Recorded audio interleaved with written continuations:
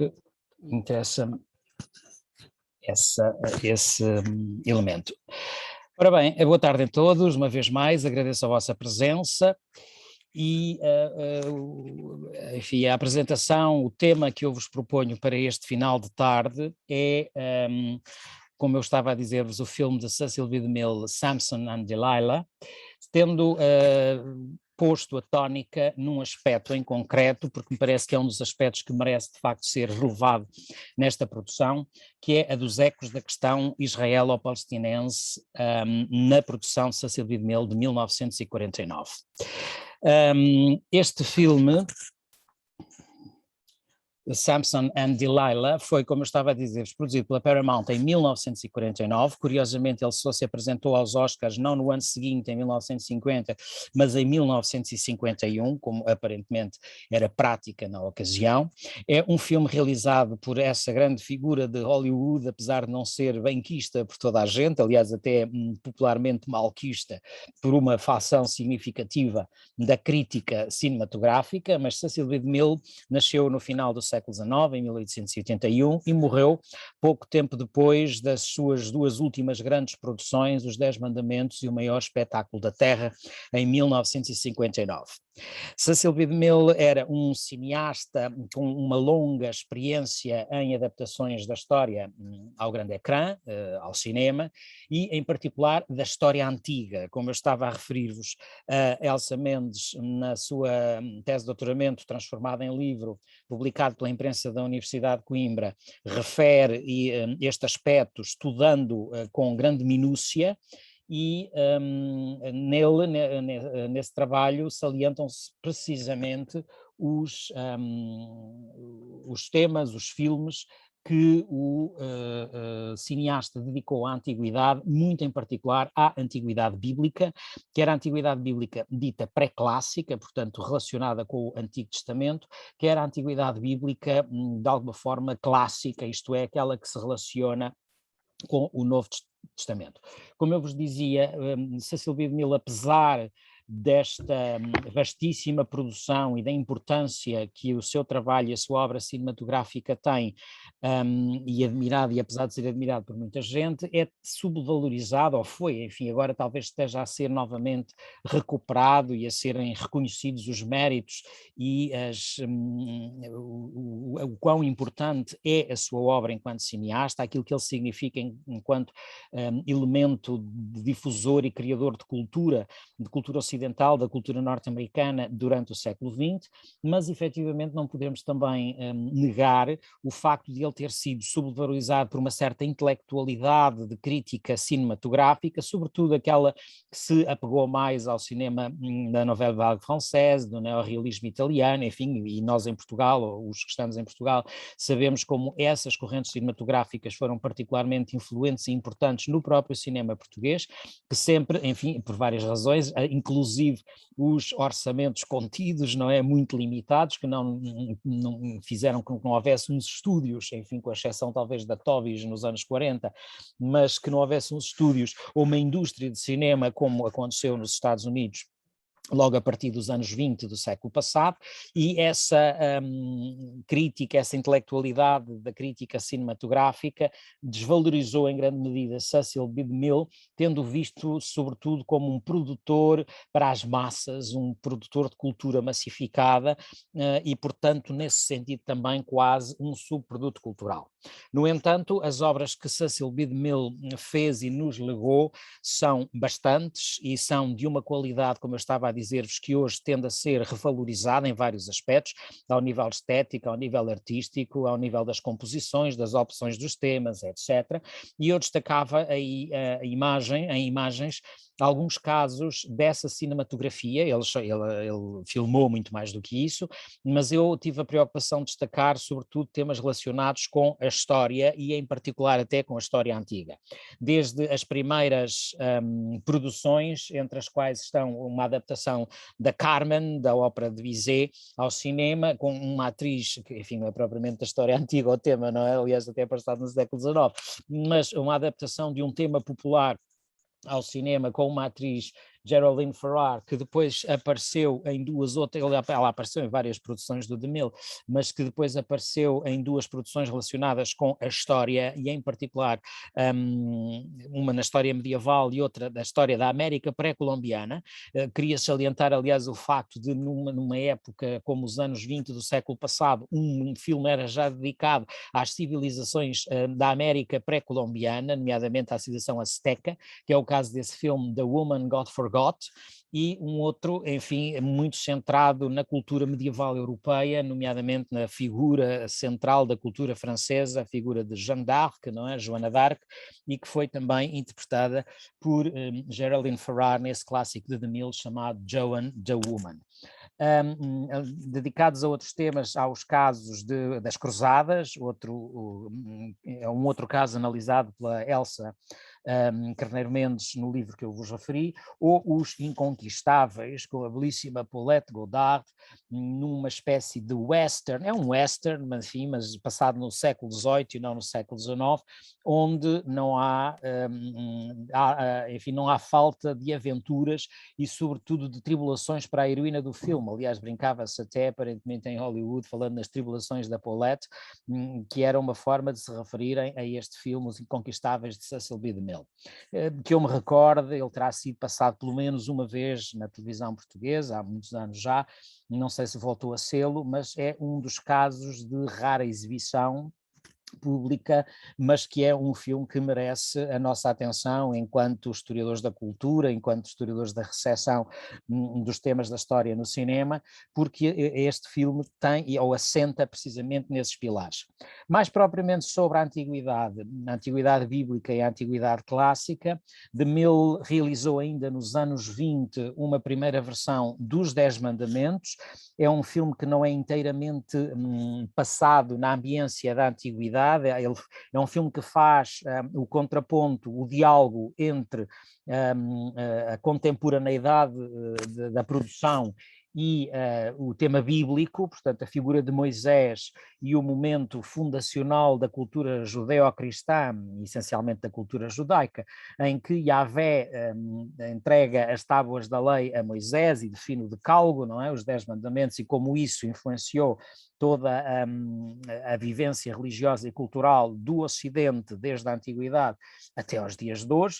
Destaca-se naturalmente o belíssimo Cleópatra, ainda que com imensos anacronismos, muita crítica que possa ser feita, mas um filme genial, com aquele rosto inesquecível de Claudette Colbert. Eu devo dizer-vos, a maioria das pessoas pensa numa Cleópatra à laia de Elizabeth Taylor, não é? O Dr. Salles há 2 semanas falava nisso. Quando pensamos em Cleópatra, será inevitável associarmos o rosto de Elizabeth Taylor à figura da Cleópatra. Eu devo confessar-vos que quando penso na Cleópatra, o rosto que me vem à mente é Claudette Colbert. É precisamente essa primeira produção de DeMille, que contava também com a participação de Henry Wilcoxon, que será depois um ator presença regular em várias das produções de DeMille. Depois, 2 outros filmes de ambiência cristã e que marcaram toda a carreira de Cecil B. DeMille, sendo que um deles o próprio DeMille considerava ser a sua obra-prima, e muitos historiadores do cinema hoje o dizem que é a obra-prima de Cecil B. DeMille. Refiro-me ao Rei dos Reis, King of Kings, que é enfim, não será a primeira adaptação da vida de Jesus de Nazaré, de Jesus Cristo ao cinema, porque essa, enfim, desde os primórdios mesmo do cinema, ainda no cinema mudo, é visível. Este é ainda um filme também mudo, mas é talvez a primeira grande produção em extensão, em duração, etc., em investimentos de cenografia, guarda-roupa, figurinos, etc., que extravagância, não é, que nós conhecemos é este genial Rei dos Reis. É um filme muito difícil de encontrarmos em termos de edição aqui pela Europa. Eu devo dizer-vos que só consegui uma versão norte-americana, de outra forma era quase impossível conseguir-se o Rei dos Reis. Não sei se neste momento ele já não paira no ciberespaço, provavelmente já pairará, não é? Porque como tantos outros, ou como a maioria destes filmes, mas eu refiro a uma edição, enfim, daquelas bonitinhas, com booklet, enfim, com comentários, etc. Eu não conheço nenhuma edição europeia, portanto era complicado conseguir-se o Rei dos Reis, mas vale a pena para quem tem gosto e interesse por estas temáticas. Por fim, O Sinal da Cruz, The Sign of the Cross, outro filme que não é de fácil acesso. Este já é um filme falado, mas é um filme também talvez não muito conhecido. Eu devo dizer-vos que foi através dos estudos da Maria Wyck que eu comecei a interessar-me em particular por este filme, até porque o argumento é muito semelhante ao Quo Vadis, ao romance Quo Vadis de Henryk Sienkiewicz, e que também teve várias produções cinematográficas, como certamente sabem, sendo que este filme tem em particular a relevância de ser protagonizado pelo grande Charles Laughton, o grande ator inglês, como Nero. Eu diria que ninguém ultrapassa o grande Peter Ustinov a fazer de Nero, mas este Charles Laughton efetivamente não lhe fica nada atrás. E já agora, para quem gosta destas questões de cinema, de representação e de antiguidade no cinema, pegando nestes dois atores, Peter Ustinov e Charles Laughton, nunca é demais rever as magníficas cenas entre eles dois no filme Spartacus, não é? De Stanley Kubrick, de 1960, e que são atores que interpretam personagens secundárias no filme, mas que roubam completamente o filme às personagens que assumem o papel de protagonistas. Bom, volto ao Sinal da Cruz, como eu vos dizia, é um filme passado no proto-cristianismo, portanto é o tempo dos cristãos em Roma, tem que ver com o período de Nero e a primeira perseguição, a primeira alegada perseguição aos cristãos, o tema do incêndio de Roma e, sobretudo, uma cena que sempre fez furor na história do cinema, e ainda eventualmente hoje fará, que é a cena dos cristãos ad bestias, não é? Lançados às feras, e que tem neste filme uma particular atenção que se enriquece também com a participação da mesma Claudette Colbert, que interpretou a Cleópatra, no papel de Popeia Sabina, a segunda mulher do imperador Nero. Esta é, portanto, uma perspectiva geral de filmes que Cecil B. DeMille tem no seu currículo dedicados à antiguidade clássica e à antiguidade bíblica, e que de alguma forma enquadram o Sansão e Dalila de 1949. Efetivamente, neste ano é o ano de o realizador se dedicar a uma história bíblica também, a história de um dos juízes. Sansão é um herói bíblico caracterizado e apresentado como um juiz, e que é narrado e apresentado precisamente no livro dos juízes, e que dá o tema, o tópico de base à produção de DeMille. Apenas para recordar que depois de Sansão e Dalila, desculpem, Cecil B. DeMille realizará ainda em 1952 o maior espetáculo da Terra, pelo qual ele acabou por ganhar finalmente o merecido Oscar pelo melhor filme. Até então ele nunca o tinha ganhado, e em 56 o magnífico The Ten Commandments, sobre, portanto, um remake, digamos assim, do filme que ele já tinha feito nos anos 20, mas desta vez apenas centrado na história da antiguidade, na figura de Moisés, e dividida em duas partes. O momento em que Moisés vive no Egito, vive na corte egípcia, enfim, o filme começa com a história tradicional que nos conta a exposição da criança no momento em que o faraó manda matar todos os bebés do sexo masculino até aos 2 anos, e de modo a diminuir a quantidade de força de escravos judeus que existia no Egito, e o pequeno Moisés é salvo graças à intervenção da sua mãe e da sua irmã Miriam, que o colocam num cesto, nilo abaixo, até ser encontrado pela filha do faraó, que no filme tem um nome Bíthia, que não é inventado pelos argumentistas, mas sim baseado nas antiguidades bíblicas do Pseudofilon, portanto de um texto também da antiguidade que reconta muitas ou a quase totalidade das histórias bíblicas, otorgando nomes a personagens que nos textos canónicos não têm esse nome. O filme 56 foi nomeado para o Oscar de melhor filme, não o recebeu nesse ano, mas o maior espetáculo da Terra, que não é um filme de tema histórico, não é um filme de tema bíblico, é um filme que mostra a vida de uma companhia circense, portanto, como as aventuras, desventuras, vicissitudes dos membros de um circo, as relações humanas dos membros de um circo, mas que não deixa de ser um filme menos espetacular, pelo facto de não ser um filme de tema bíblico, e onde a marca de DeMille não deixa também de estar bastante presente. Aliás, é, quanto a mim, também um filme genial que merece ser visto. Voltemos a 1949 e ao seu Sansão e Dalila. Como eu estava a dizer-vos, é um tema bíblico que tinha tudo que ver com várias questões. Em primeiro lugar, a formação de DeMille era protestante, a formação dele era protestante e católica pelo lado paterno, portanto era uma formação cristã, quer pela via protestante, quer pela via católica, pelo seu lado paterno, e era uma formação judaica pelo seu lado materno. Enfim, um americano típico, digamos, neste sentido, uma vez que reunia heranças múltiplas, variadas, provenientes dos vários quadrantes e que ele recebeu e que o alimentou em termos culturais, naturalmente.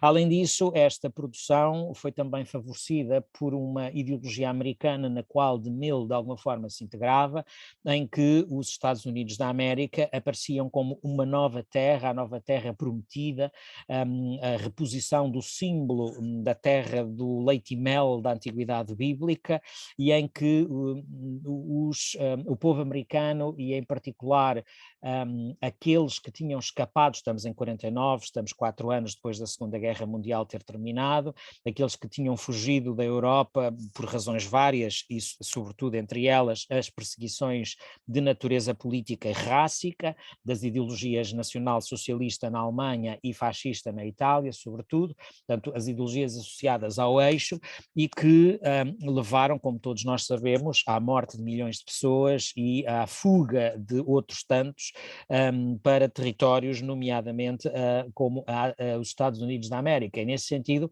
a América, e em particular a comunidade judaica, estamos num momento em que a comunidade judaica norte-americana está em vias de se tornar a maior comunidade judaica da diáspora. Aliás, nesta época, ainda na ausência de um Estado de Israel constituído oficialmente, ainda estamos num período em que só há comunidades da diáspora judaica, e a norte-americana, nomeadamente a de Nova Iorque, é uma das maiores, e esta imagem da nova terra prometida que a América não começa, ela continua, ela desde muito cedo, essa imagem está associada ao espaço norte-americano, mas que se reconfigura neste período é outro dos fatores que nós temos necessariamente de levar em conta para perceber esta produção de Sansão e Dalila. Depois, o caráter didático que DeMille parece ter assumido desde o início da sua profissão como realizador, e em que caráter esse que definia pelo facto de DeMille assumir o cinema como um médium de educação de massas. Isto é, eu diria que nesta perspectiva de DeMille, o cinema tinha uma função quase ou equivalente àquilo que os vitrais das igrejas, das catedrais medievais, não é? Das catedrais góticas, têm na Idade Média, que a pintura tem ao longo do Renascimento. Para uma população essencialmente ou maioritariamente analfabeta, a imagem é tudo. A imagem é uma forma de transmitir a mensagem. E DeMille parece ter considerado o cinema precisamente como uma forma de contar histórias, claro que é, não era preciso DeMille vir-nos dizer isso, mas ele assume isso como missão, e mais do que histórias concretas, em particular relacionadas com o nosso património como ocidentais. E DeMille assume essa função e transfere essa funcionalidade para o seu cinema.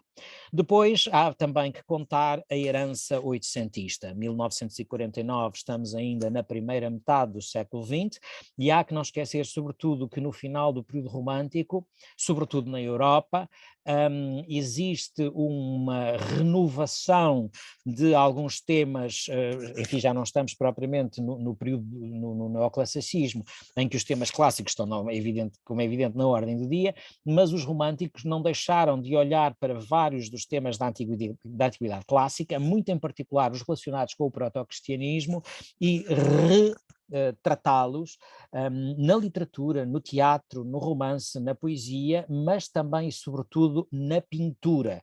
Os temas bíblicos, os temas da antiguidade na pintura têm um impacto muito significativo. Eu estou a recordar-me de um pintor inglês como Lawrence Alma Tadema, que tem a antiguidade clássica em particular como a base essencial de praticamente toda a sua produção artística. Não é a única, ainda há uma outra obra cujos temas não são os da antiguidade, mas na obra de Alma Tadema, que aliás influenciou particularmente a cinematografia de DeMille, basta ver a cor, a forma como DeMille usa a cor na sua cinematografia e a forma como o pintor inglês, o pintor britânico também usa a cor na sua pintura, e até a disposição de algumas personagens, de algumas figuras, é claramente visível e pertinente essa influência. Essa herança oitocentista que vem, como eu estava a dizer, vem da pintura, vem do teatro, vem da literatura, vem sobretudo também da ópera, que tem, sobretudo a ópera romântica de compositores como Verdi em particular. Ela tem uma influência muito intensa nesta produção cinematográfica desta primeira metade do século XX, e DeMille é um desses casos também. Claro que há ainda que contar com o chamado lobby judaico de Hollywood. Nós hoje sabemos que muitos dos produtores, dos realizadores, dos homens que financiaram e investiram no cinema, nas empresas cinematográficas, pertenciam a comunidades judaicas influentes, e é evidente que lhes interessava também o tratamento de temas que tinham que ver com o seu próprio património e herança cultural, como é o caso de Sansão e Dalila, uma vez que pertence a um texto bíblico do Velho Testamento e, portanto, herança essencial para essa comunidade judaica. De qualquer modo, um último fator deve ser também enunciado, que é uma espécie de augúrio que este filme parece trazer do êxito em que viria a tornar-se, e que viria a justificar réplicas do tema, enfim, não propriamente do mesmo filme, mas pegar na receita e voltar a filmá-la continuamente, ou pelo menos durante algum tempo, em filmes posteriores. Eu mostro-vos aqui alguns exemplos de outras produções, nenhuma destas é de Cecil B. DeMille, mas todas elas, de alguma forma, seguem a receita de Sansão e Dalila, de DeMille, como são os casos de David e Betsabé, com os famosos Gregory Peck e Susan Hayward, ou Salomé, com o mesmo Charles Laughton que eu estava a referir-vos no papel de Herodes, Antipas, e muito em particular a belíssima Rita Hayworth no papel de Salomé. Enfim,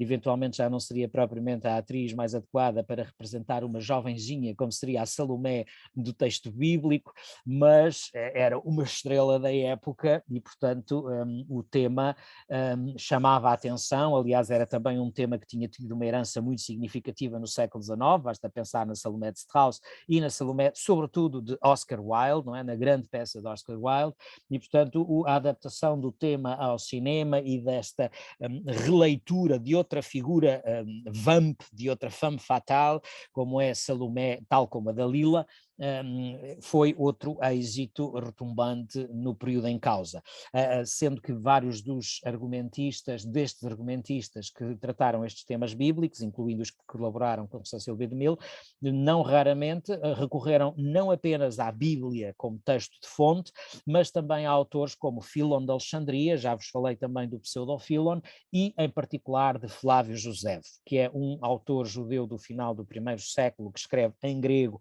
umas antiguidades judaicas, uma história dos judeus, e em que reconta todas as histórias bíblicas, mas com uma perspectiva helenística, uma perspectiva grega muito acentuada. Apenas mais alguns exemplos: Salomão e a Rainha de Sabá, que trazia para o ecrã e para a audiência norte-americana, enfim, a bomba estrelar da época chamada Gina Lollobrigida, a famosa atriz italiana, que ali representava o papel de Rainha de Sabá, ao lado de um outro não menos famoso, Yul Brynner, que viria a ser o Ramsés II, ou neste caso já depois do Ramsés II dos Dez Mandamentos, precisamente de Cecil B. DeMille.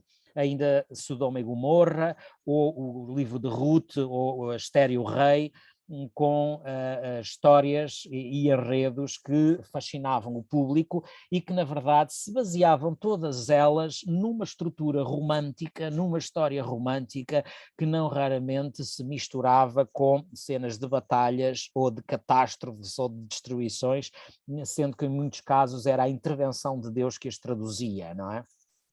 Eu trouxe aí algumas imagens de poses muito características do DeMille. Aliás, nesta figura central, eu não sei se vocês estão a ver o meu rato sobre a imagem, nesta figura central temos precisamente o DeMille a dirigir o Victor Mature e a Hedy Lamarr, dizendo-lhe como deve ser a forma de ele abraçar. E sabem porque é que eu trouxe isso? Porque isso é quase que uma assinatura do DeMille na sua cinematografia. Em imensos dos seus filmes nós encontramos o herói a abraçar a heroína naquela posição. Olha, tem a caso aqui do Ramsés II, o Yul Brynner a fazer de Ramsés II com a belíssima Anna Baxter, a Nefertari, lá está ele a abraçá-la da mesma maneira, ou o Victor Mature e a Hedy Lamarr aqui como Sansão e Dalila, ou o Henry Wilcoxon e a Claudette Colbert como Marco António e Cleópatra no filme Cleópatra. Neste caso aqui à direita é a Claudette Colbert e o Charles Laughton, enfim, não propriamente na mesma posição, mas era o outro par amoroso oficial, digamos assim, era Nero e Popeia do Sinal da Cruz, porque na verdade estes eram os vilões, os heróis do filme eram estes, a Lisa Lundy e o Frederick March, que eram os dois cristãos que, spoiler alert, acabam na arena entregues às bestas, não é? Aos animais, porque este era um filme que tinha uma mensagem de sacrifício importante, era um filme, enfim, que teve parte significativa da sua exibição ainda durante a Segunda Guerra Mundial e, portanto, o sacrifício dos heróis e dos bons fazia todo o sentido no tempo e na época em que se vivia. Ora, relativamente ao filme Sansão e Dalila em particular, relativamente ao tema na Bíblia, eu não resisto a deixar-vos aqui uma citação do livro que vos referi há pouco, publicado recentemente pela professora Cheryl Exum, em que ela diz: Samson and Delilah, well-known biblical figures in a tale of, eu não estou a ler aqui, tenho a imagem por cima, acho que é Decorum, não é? Deixem-me lá ver. A Tale of Deception, desculpem, A Tale of Deception, Betrayal and a Haircut. Isto é genial. Portanto, enfim, figuras bíblicas num conto de engano, traição e um corte de cabelo, não é? É o essencial da história de Sansão e Dalila. Or is there more to the tale than this? Ou há mais alguma coisa que se diga sobre este conto além disto? Efetivamente, isto é a essência dos 3 capítulos do livro dos Juízes, os capítulos 13 a 16, onde se narra a história de Sansão, porque nem sequer é a Dalila está centrada essencialmente no capítulo 16 e que dá origem a este épico do cinema que é o filme de que estamos a falar. Este livro dos Juízes integra, como eu vos disse, o Antigo Testamento, não pertence ao Pentateuco, é o que faz a transição a seguir ao livro de Josué, que também já não pertence ao Pentateuco, quanto muito pertence ao Hexateuco, para os livros do Samuel, do profeta de Samuel e dos reis, e que é um livro que deverá datar em termos de redação do século VII a.C. A narrativa de Sansão, como eu vos disse, ocupa esses 3 capítulos, integra-se nesse livro e emparelha com outras narrativas, como as de Jefté, Gideão e Jael. A narrativa de Jael tem uma particularidade, é uma narrativa cujo protagonismo é feito no feminino. É uma história em que a figura heroica e central é uma figura feminina.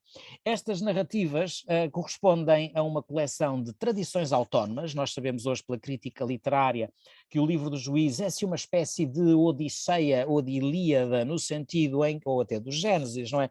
Em que são várias narrativas autónomas que eram contadas oralmente, tradicionalmente, e que em determinada altura, talvez no século VII, foram recolhidas e reorganizadas e dispostas naquilo que nós hoje conhecemos como o livro dos Juízes, e que circulavam precisamente nos territórios de Canaã e entre os hebreus, portanto nas regiões em parte da antiga Fenícia, de territórios que nós hoje conhecemos como o Líbano e parte da Palestina em geral, Israel e Palestina, e que terão sido registadas e passadas a escrito precisamente nesse contexto. Quanto à narrativa de Sansão em concreto, ela estende-se por 3 capítulos e consiste em alguns tópicos, nomeadamente o primeiro, logo no capítulo 13, é o nascimento do herói. Se vocês nunca leram a história de Sansão, convido-vos a fazê-lo, enfim, quando tiver essa oportunidade.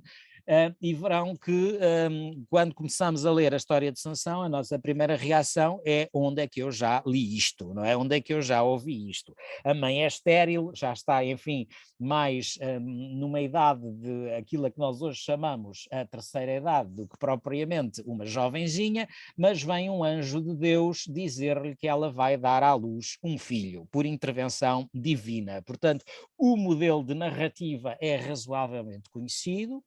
Depois um outro tópico, e acontece, não é? Portanto, ela é apoiada pelo marido, ambos sacrificam a Yahvé, a Deus, agradecendo a benesse com que são contemplados, e depois, já homem feito, Sansão apaixona-se por uma filisteia.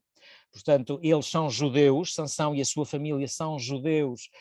Ele é, como eu vos dizia, um nazireu, significa isso, que ele é ao nascimento prometido a Deus, ele é dedicado a Deus, toda a sua vida deve ser dedicada a Deus, e no caso de Sansão, essa dedicação a Deus reflete-se, manifesta-se também num aspecto físico, que é o facto de ele nunca cortar os cabelos, o cabelo da cabeça, digamos assim. É uma marca física da sua dedicação a Deus. Eu diria que é uma espécie de alternativa à marca da circuncisão, daquilo que a circuncisão significa para os homens judeus no seu quadro de religiosidade, não é? Portanto, da sua relação com Yahvé.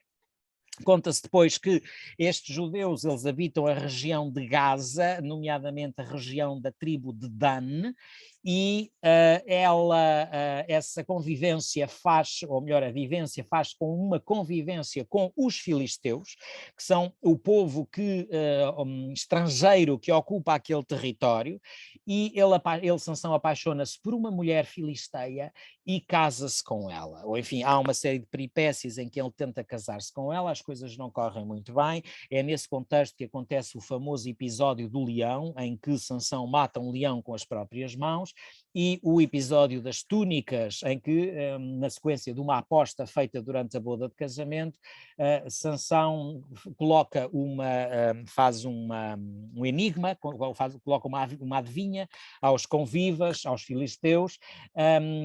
Ninguém consegue perceber minimamente do que é que Sansão está a falar, mas Sansão tem uma tendência para ser manipulado pelas mulheres extraordinária, devo dizer-vos, porque a mulher consegue, a pedido dos outros filisteus, seduzir o marido e manipulá-lo ao ponto de ele revelar a adivinha, o segredo da adivinha, não é? A solução da adivinha. Ele, ingenuamente ou não, revela o segredo da adivinha, do enigma, à mulher, e ela vai contar aos filisteus, e os filisteus acabam por ganhar a aposta. Sansão também não se faz rogado e, enfim, trata de pagar a aposta, as 30 túnicas, matando, assaltando filisteus e levando as túnicas para pagar àqueles que com ele se comprometeram nessa adivinha. Na verdade, existe em toda a narrativa uma contínua tensão entre filisteus e Sansão, entre filisteus e a comunidade em que Sansão está integrado. Ele nunca se integra, ele parece querer sempre integrar-se na comunidade filisteia, nunca consegue fazê-lo, eles fazem sempre Sansão sentir-se um rejeitado, e Sansão começa a reagir a essa rejeição, sendo que um dos episódios, ou dois dos episódios que refletem essa rejeição, é aquele em que ele mata uma quantidade significativa de filisteus com uma queixada de burro, com, enfim, o crânio de um burro, e uma caveira, digamos assim, e um momento em que ele incendeia as searas dos filisteus. Ambas as cenas, uma é explicitamente tratada no filme de DeMille, a outra é sugerida no momento em que a casa de Semadar e do pai e de Dalila é incendiada, mas estes dois episódios no texto bíblico traduzem precisamente essa incapacidade de ser integrado no quadro dos filisteus. Entretanto, a mulher de Sansão morre também. Sansão visita uma prostituta, é engraçado, sem graça nenhuma, mas enfim, é um momento da narrativa de 3 versículos em que se refere a este episódio que está completamente ausente do filme de The Mill, o que é significativo, e por fim, no capítulo 16, versículos 4 a 22, então aparece Dalila, a nossa heroína, como tema imperante, e será aquele que acabará por cristalizar toda a história de Sansão para a recepção, e é Dalila que consegue sacar a Sansão o segredo da sua força, da sua virilidade, e Sansão, na sequência dessa revelação, enfim, incauta, acaba por morrer, sendo humilhado no templo de Dagon, e ele respondendo a essa humilhação com a destruição do templo, a sua morte e a expiação da sua, enfim, do quão incauto ele foi. Ora, na verdade, na história de Sansão, nós, como filólogos, olhando para ela, conseguimos perceber vários temas que são estruturantes e transversais a várias das mitologias e literaturas mediterrâneas antigas. Desde logo, Sansão é uma figura solar, o nome deriva de Shamash, termo semítico para Sol, ele é claramente uma figura solar, Héracles é também uma figura solar, e a figura dos quadros mitológicos antigos com os quais Sansão mais se aproxima, ou mais se parece, é sem dúvida Héracles. Aliás, haverá um péplum nos anos 60 que se chamará precisamente Sansão contra Hércules, que é uma coisa extraordinária, portanto é uma miscelânea e uma promiscuidade de mitologias que nós encontramos e que só é viável num filme como aqueles. Eventualmente haverá uma tentação para encarar a figura de Dalila como uma representação das trevas ou da noite, enfim, a semelhança eufónica de Dalila com o nome Laila, mas na verdade isto não passa de uma tentação, porque filologicamente o nome Dalila não se sustenta numa relação com o termo noite, o termo Laila. De qualquer modo, encontramos temas como o do homem como força sobre-humana, o tema do homem que é manipulado pelas mulheres por causa, enfim, da fraqueza que ele sente perante o sexo feminino. Encontramos-lo no mito de Héracles com Djanira, encontramos-lo no mito de Sansão com Dalila. O tema do regresso ao banquete para matar os convivas, encontramos-lo quer, por exemplo, na história de Ulisses, nos pretendentes de Penélope na Odisseia, encontramos-lo também no livro dos Juízes, ou o tema das colunas, do derrume das colunas por parte de Sansão, é inevitável não associarmos ao tema das colunas de Héracles na mitologia grega relacionada com o Ocidente.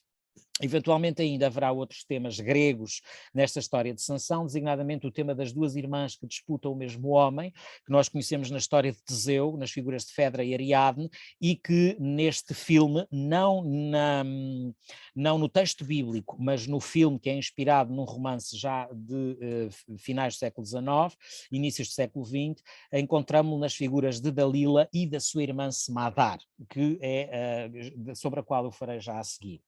Ora, há que referir também o contexto histórico-arqueológico dos filisteus e da tribo de Dan relativamente ao livro dos Juízes. Na verdade, os filisteus são muitas vezes integrados no movimento ou no fenómeno histórico que nós conhecemos como povos do mar e que tem que ver em grande parte com os movimentos migratórios do Egeu durante o 2º milénio antes de Cristo, dando bronze final. Há evidência deles, por exemplo, nas regiões de Medinet Abu, no Egito, e que de alguma forma sustentam essa possível relação com os povos do mar. Eu, aliás, trouxe-vos aí a imagem do Saran de Gaza, interpretado pelo grande George Sanders, reparem no elmo, no capacete dele e nas representações de Medinet Abu, onde há uma preocupação com o rigor histórico ao nível da representação dos figurinos e do guarda-roupa e da cenografia. Efetivamente, desde meados do século passado, os arqueólogos que trabalharam nas regiões da Palestina e encontraram elementos, enfim, cerâmica sobretudo, nessa região, começaram logo a estabelecer uma possível relação com a civilização minoica, com as comunidades egeias, muito em particular ao nível da cerâmica, como eu vos dizia. Há, portanto, a possibilidade, e isso é sustentado e proposto por vários autores, enfim, apesar de ser difícil de fazer essa comprovação de uma forma absoluta, mas a possibilidade destes tais filisteus estarem relacionados com a cultura minoica, em geral com os gregos, portanto, com o espaço do Egeu. Entre esses outros argumentos que nós podemos avançar está, por exemplo, a história de Golias, no primeiro livro de Samuel. Golias é o gigante filisteu morto por David com a funda que o atinge, a pedra da funda o atinge no centro da testa, e o tema de Golias é claramente semelhante ao tema de Ulisses contra o Ciclope, contra o Polifemo, tal como o conhecemos na Odisseia. A forma como Golias está descrito no primeiro livro de Samuel, nomeadamente a armadura de Golias, sugere vestígios ou a possibilidade de relação com as armaduras gregas do período do bronze final. Além disso, é inevitável nós não pensarmos numa eventual relação entre o nome Dan, em contexto hebraico, e os Danaus da Odisseia, referidos pelos poemas homéricos, não é? Portanto, a possibilidade de existir uma relação entre os dois tópicos, as duas fórmulas, não consegue ficar de fora, não é? Portanto, o tema não consegue ficar de fora, e é outro argumento que de alguma forma nós podemos trazer para esta discussão. E depois, claro, o tom helénico das narrativas bíblicas, ou vice-versa, o tom bíblico de algumas narrativas helénicas. Para DeMille, tudo isto foi importante. Ele, aliás, teve uma equipa muito significativa de especialistas a trabalhar com ele e a contribuírem com informação histórica fidedigna, nomeadamente ao nível da arqueologia. Isso é evidente no filme, porque todo o ambiente filisteu é recriado com recurso à cultura material minoica que se conhecia então.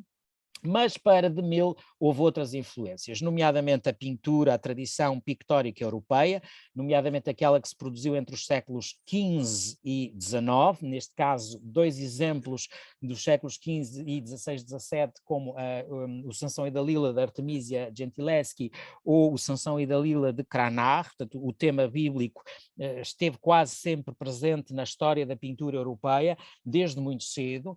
Aqui nos casos de Rembrandt, em mais do que um exemplo. Aliás, Rembrandt, Solomon e Doré são 2 pintores especialmente referidos pelo próprio DeMille, que os cita como fontes de influência para a sua produção do filme Sansão e Dalila.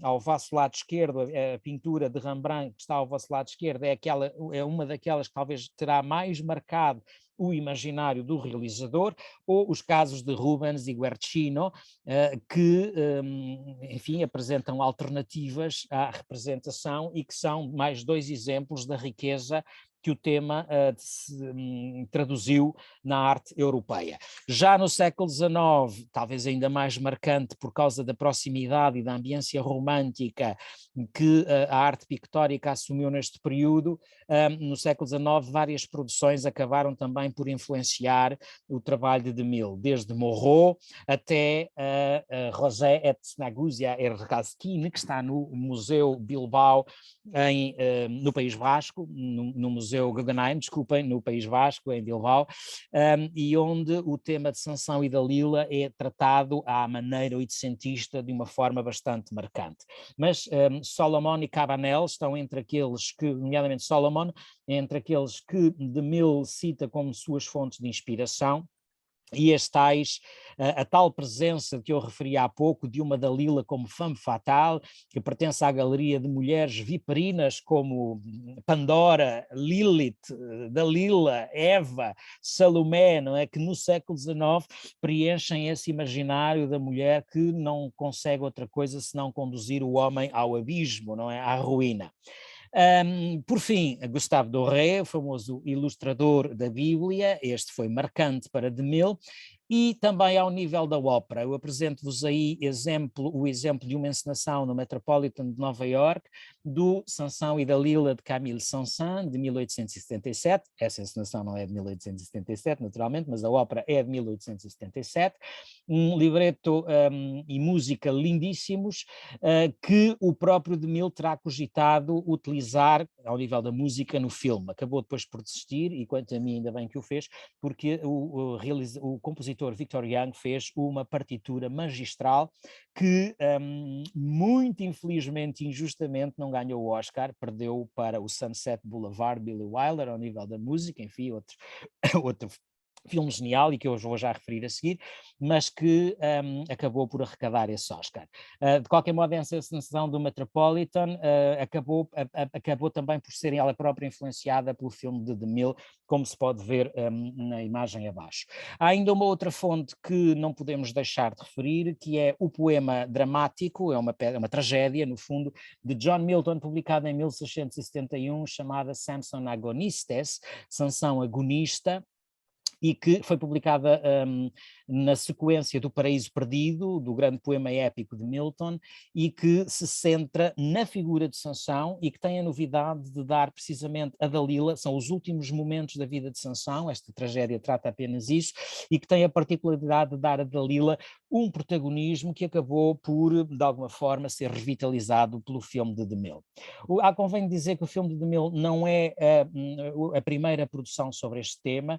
Já em 1922, o realizador Alexander Korda tinha feito uma pequena metragem sobre as duas figuras bíblicas, que são estas aqui do vosso lado esquerdo, esta central pertence a outra pequena metragem, mas olhem para esta Dalila creepy, não é? Olhem para estes olhos, esta forma, como a forma como a atriz interpreta a figura de Dalila, no mínimo assustadora. Bom, em 1949, DeMille oferece-nos a sua versão, e as personagens, claro, assentam algumas delas no texto bíblico, mas não todas. Ora, neste filme, as novidades que DeMille nos traz é o facto de Dalila ser irmã de Semadar, que é a mulher de Sansão, a mulher filisteia de Sansão, e que, na verdade, é uma composição que DeMille vai buscar a um romance publicado em 1927 por um judeu ucraniano chamado Vladimir Jabotinsky, e que tinha a particularidade de ser o autor, um dos principais defensores do sionismo, isto é, da fundação de um Estado de Israel, no qual se constituísse a base da organização política, como nação também, para todos os judeus do mundo. Esta posição política, ao que parece, não agradou muito as comunidades norte-americanas, os norte-americanos em geral e até os europeus no princípio do século XX, mas ganhou muita força, como devem imaginar, a seguir à Segunda Guerra Mundial, e acabou por culminar precisamente na criação do Estado da Palestina, quando a Grã-Bretanha deixou o protetorado da Palestina e cedeu o território precisamente para a criação do Estado de Israel em 1948. Ora, o que este romance faz é, à boa maneira do romance histórico, do romance romântico, aproveitar os hiatos da narrativa de base e preencher esses hiatos com a liberdade do romancista.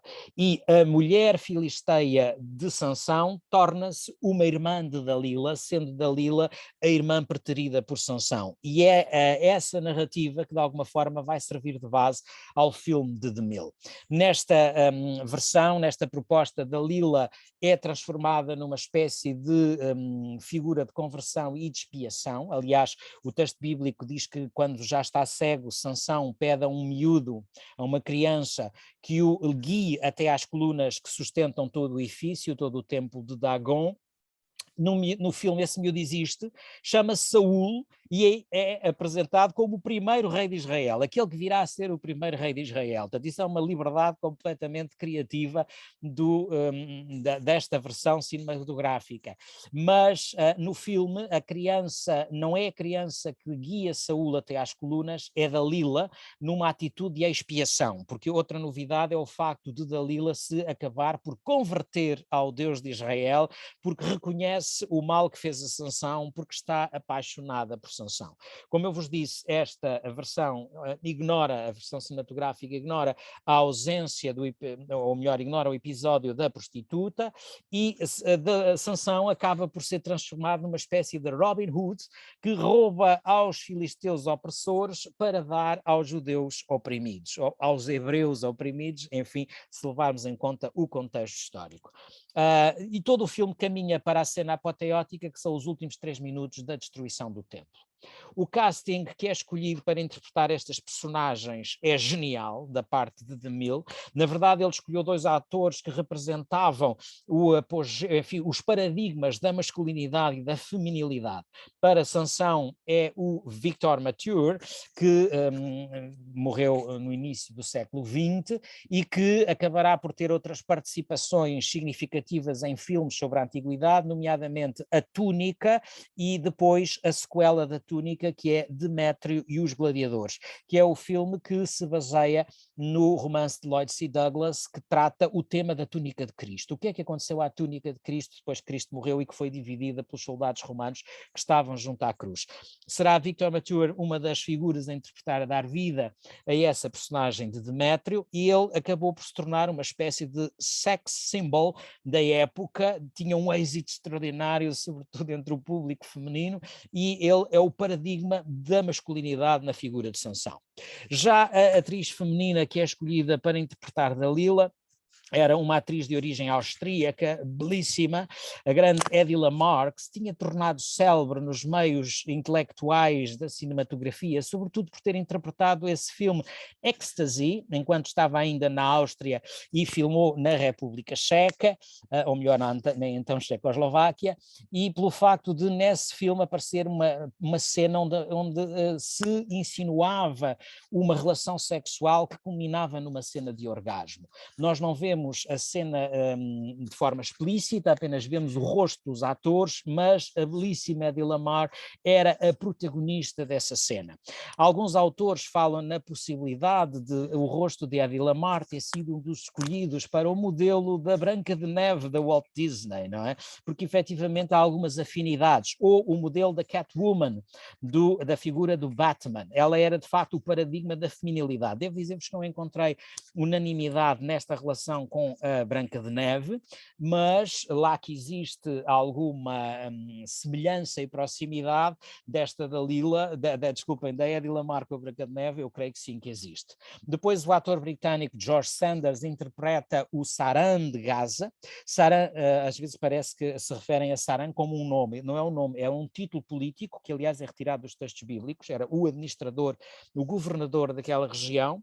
Ele era um ator britânico que se tinha celebrizado, por exemplo, em filmes como O Retrato de Dorian Gray, baseado no romance de Oscar Wilde, e que é trazido e que vem para Hollywood e interpreta precisamente esta personagem do Saran, que é, no fundo, uma espécie de fiel da balança, sem se comprometer com a desgraça de Dalila, se vocês quiserem.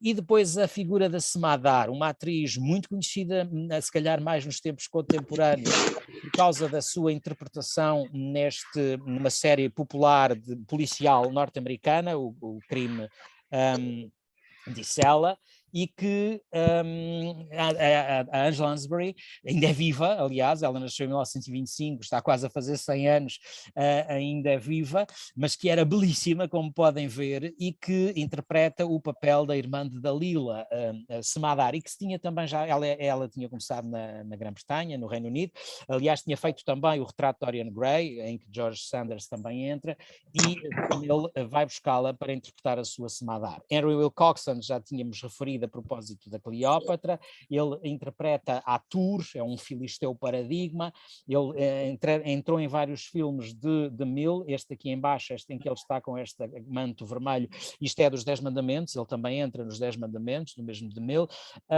e que tem uma presença também significativa nesta produção. Olive Dearing era uma atriz televisiva essencialmente norte-americana, que DeMille descreve como a milk-faced girl with the cow eyes, não é? Uma rapariga de rosto leitoso, branco como o leite, no fundo, e olhos de vaca. Isto lembra-me Homero, não é? Não é no sentido ofensivo. evidentemente, mas no sentido de maternalismo, que é a figura da Miriam. Ela será outra Miriam nos 10 Mandamentos de 56, aliás está aqui embaixo com a Deborah Paget, é no filme de 56, mas ela representa a judia boa, não é? A judia que pertence, que está do lado certo da história e que, enfim, Sansão acabará por rejeitar por causa dos amores de Dalila e de até com Semadar. Eu tenho que avançar, enfim, o tempo está a passar. Finalmente a Julia Fay é outra atriz que entrou em muitos filmes de DeMille e que faz o papel da escrava ou da criada de Dalila. Ela aqui embaixo está numa cena dos 10 Mandamentos, em que ela faz a mulher de Arão. E que funciona como a partner, não é? A figura feminina quase da ama da figura central e que é uma recuperação, aliás, da tragédia antiga. Há umas palavras para o guarda-roupa dos mais-valias do filme. O guarda-roupa é genial, ganhou um Oscar, se bem que muito pouco fidedigno em termos históricos, devemos dizê-lo. Ele é um guarda-roupa atribuído à grande Edith Head, que foi a mulher, talvez a mulher mais oscariada na história do cinema em termos de figurinos e guarda-roupa.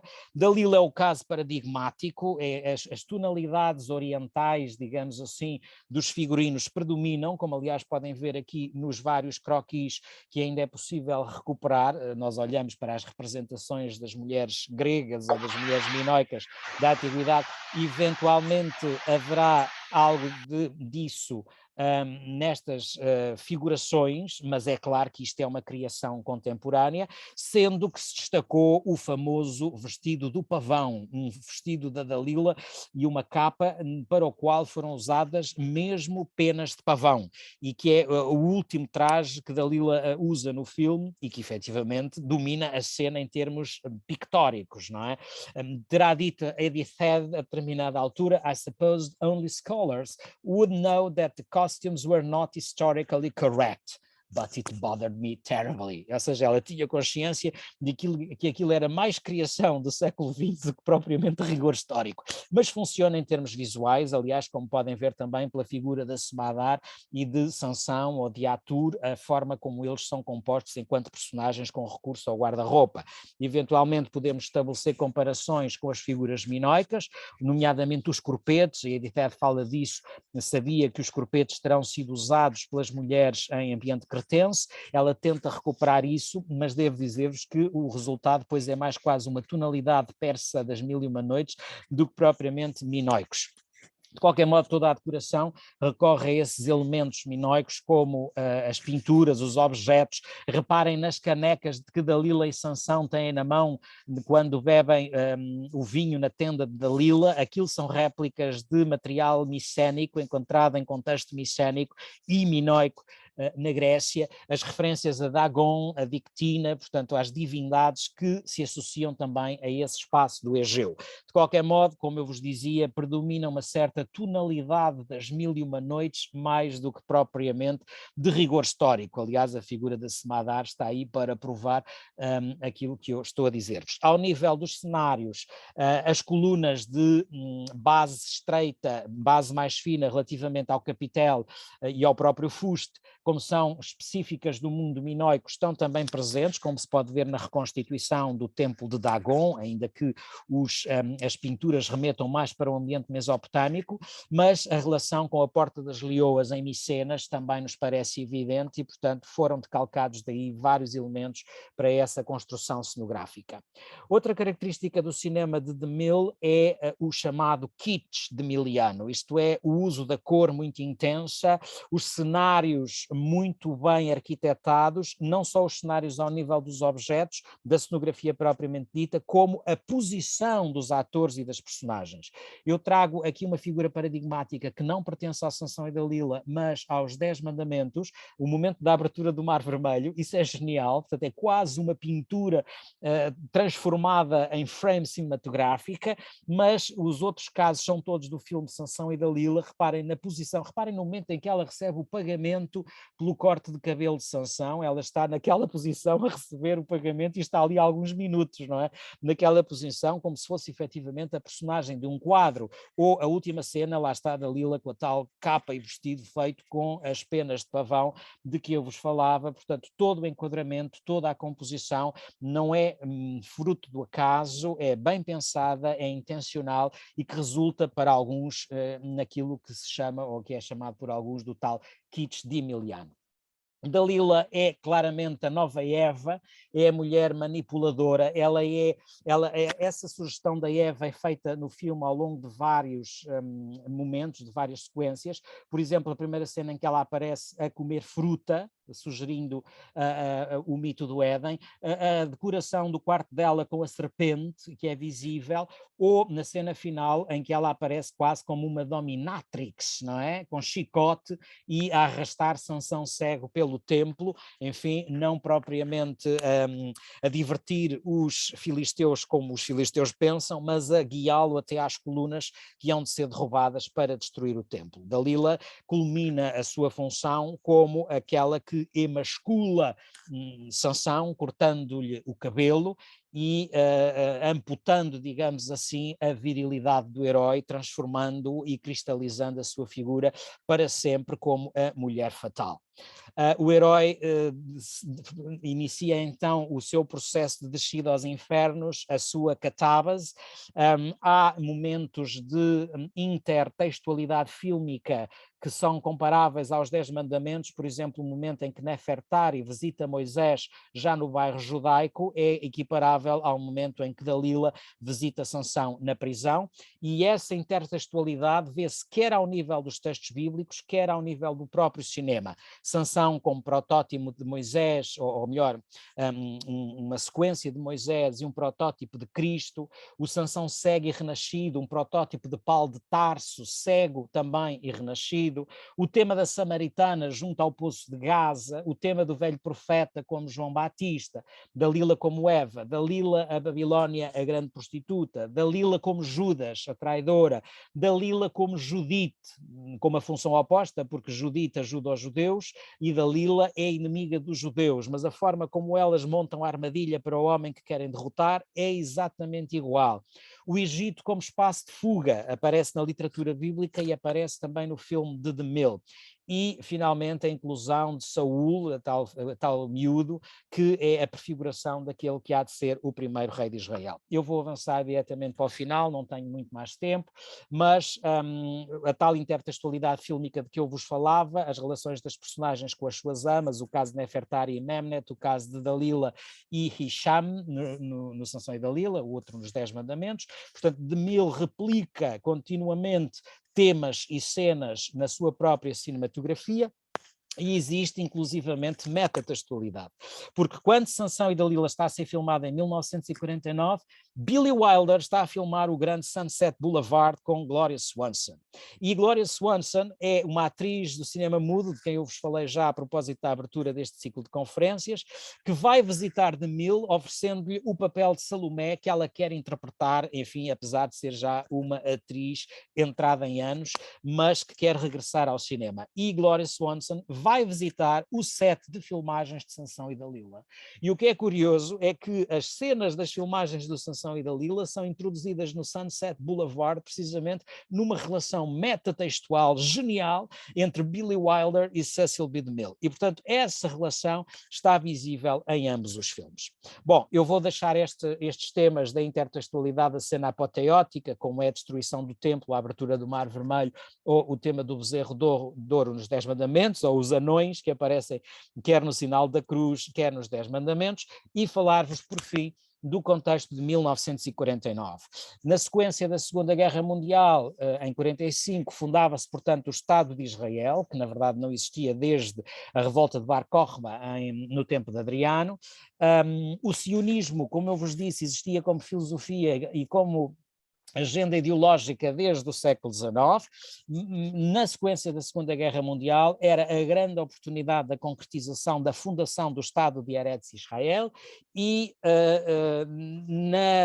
quando o Reino Unido, a Grã-Bretanha, abandona os territórios, o protetorado da Palestina em 48, acaba por ser esse território que acaba por ser entregue aos judeus para a fundação do Estado de Israel, o que acabou por se intensificar precisamente com os antissemitismos, tanto na União Soviética como na Europa, na sequência do nacionalsocialismo e do fascismo italiano. Isso favoreceu a fundação do Estado de Israel, que é fundado, como eu vos dizia, em 48, e em 49 de Mil filma Sansão e Dalila. Convém dizer que em grego, filisteu diz-se palestinos, isto é, palestino, e portanto era inevitável essa identificação dos palestinenses opressores dos hebreus e dos judeus, digamos assim, quer com os nacionais-socialistas e os fascistas na Europa, quer depois com os árabes, na sequência daquilo que há de acontecer na Organização dos Estados do Próximo Oriente. E de alguma forma o filme acaba por refletir todas essas questões, sendo que aos norte-americanos interessava nessa época apoiar a fundação do Estado de Israel, porque um Israel ali instalado significava também um Estado defensor dos interesses económicos do Ocidente no Próximo Oriente, no Próximo e no Médio Oriente. Não há que não esquecer que estamos no início das questões da utilização do petróleo como matéria-prima, como combustível, e, portanto, esta era uma questão também premente. Ora, o filme, aparentemente, é uma metáfora, precisamente, de toda essa vivência política nesse período, e, portanto, a sua produção em 49 é evidente também que faz sentido precisamente nesse contexto. O tema de Sansão e Dalila acabou por ser filmado já depois de Mil, ao longo dos anos 70, 80 e já do século XX, com várias produções, inclusive com uma versão afro, digamos assim, da cultura afro-americana nos anos 70. Devo dizer-vos que, na minha perspectiva, ainda nenhuma delas atinge o brilho e a majestade do filme de Mil, e eu não posso deixar de terminar esta minha intervenção com uma palavra para a banda sonora de Victor Young. Como eu vos disse, a música de Sansão ainda foi pensada para ser utilizada por DeMille no filme, mas Cecília DeMille acabou por contratar os serviços de Victor Young, que compôs uma partitura belíssima, muito em particular este tema de Dalila, que sugere uma ambiência de luxo oriental, só recorrendo às cordas da harpa. Vejam se estão a ouvir, por favor.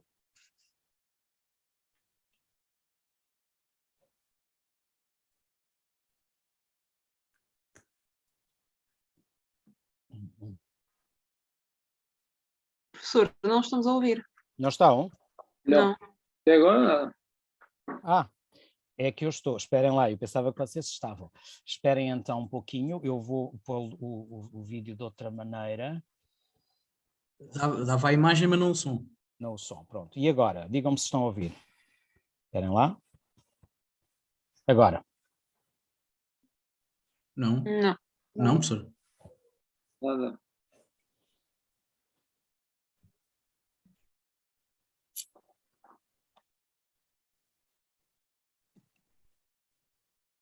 Não, significa que eu não consigo passar a música. Eu farei uma coisa, eu depois poderei enviar por e-mail este videoclipe com a belíssima música do Victor Young para que vocês possam ouvir, está bem? Bom, era tudo o que eu vos queria dizer. Vou interromper aqui a partilha, agradeço a vossa atenção e estou disposto a ouvir-vos e a responder algumas questões que eventualmente coloquem. Eu sei que alguém aqui no chat já colocou alguma coisa. Ora bem, boa tarde, é o António, infelizmente quero desde já obrigado. A questão da adivinha deste filme como aposta, sim, o tema das Esfinge, o tema de Édipo, que aparece inclusive na questão da cegueira, não é? A cegueira de Sansão é o tema também é um tema edipiano, evidentemente. Já sabem, podem pôr a mão no ar, ou a mão virtual, ou intervir caso desejem.